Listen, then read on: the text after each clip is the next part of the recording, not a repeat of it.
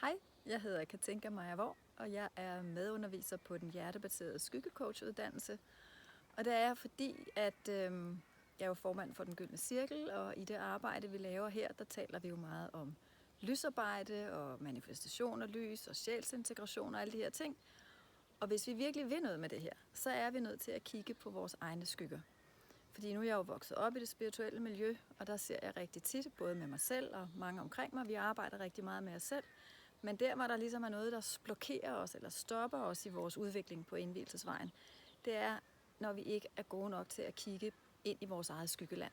Så ligger der nogle aspekter i os, skyggeaspekter eller tærskelvogteraspekter, eller hvad vi vil kalde det, som ligesom i det skjulte gør, at vi ikke kommer længere. Og derfor synes jeg, det er så vigtigt her på Den Gyldne Cirkel, at vi får en uddannelse i skyggecoaching, og særligt med den vinkel, vi har på tingene, at det skal foregå gennem hjertet, så vi transformerer skyggerne gennem hjertet. Og det mener jeg, der er et kæmpestort behov for på vores planet, og særligt den tid, vi lever i nu. Også at være ærlige og åbne omkring vores skygger. Det er ikke noget, vi behøver at skjule. Det er en del af os. Det er med i vores udvikling. Men det er også noget, vi har brug for at transformere og se i øjnene.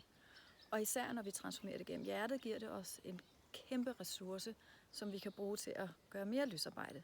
Og når vi gør det her på vores eget plan og hjælper vores eventuelle klienter med at gøre det, så er vi også med til at transformere de kollektive skygger, der er på planeten. Og det synes jeg jo, der bærer arbejdet lønnen i sig selv, at vi også kan være med til at gøre en forskel på planeten gennem det, vi gør med os selv og med vores eventuelle klienter.